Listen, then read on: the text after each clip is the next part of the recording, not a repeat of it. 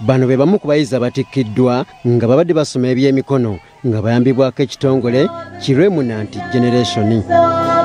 Bw'obeetegereza abamu bali mbuto wabula ekyennaku abasinga bali wansi w'emyaka 18 nga y'ensonga lwaki tusazeewo obutabalaga bwenyi bwabwe.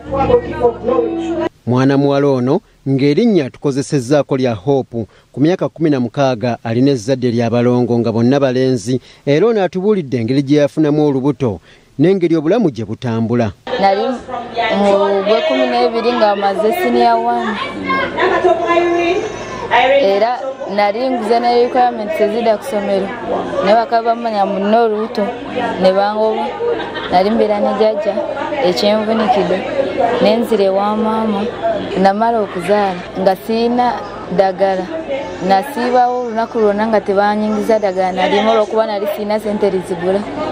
Kati waliwo omusawo mwebaza nnyo eyamfunira kino ekitongole kya Remnant Generation. Hope tayawukana nnyo n'abawala abalala okuli Joanita, Annette ne Zozian nga bombi baafuna embuto ku myaka emito era balutuviiridde ku ntono ne babaako n'entanda gye basibirira abawala abakyali mu masomero. Mbagamba beekuume tebafuna olubuto nga nze basome bamalirize.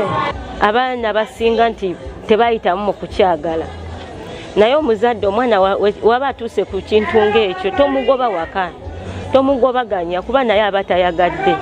Ate wagenda otuukawo ekyo ekintu oluusi waba waliwo ensonga.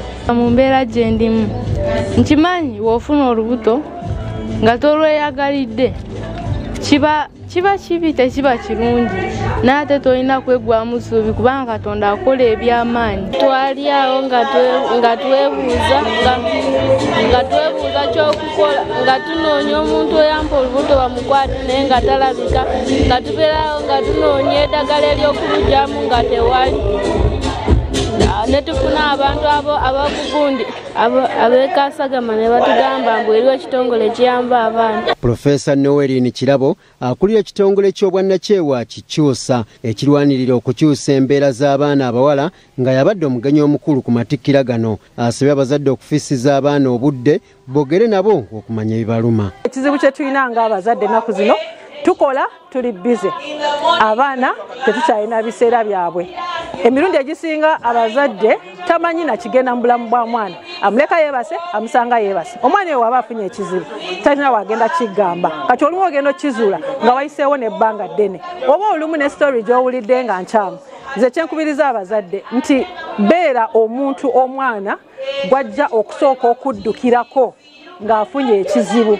Ye Annabella Nakabiri omutandisi wa Remnant Generation abalabirira abaana bano atubuulidde ebimu ku bitundu ebisingamu omuze gw'okukabasanya abaana ng'ano mu Buganda lyantonde ekyakutta akati. Lyantonde ogenda mu sub-county namba ng'omukyala avaayo nti mukyala wa waka wa myaka 15. Lwaki?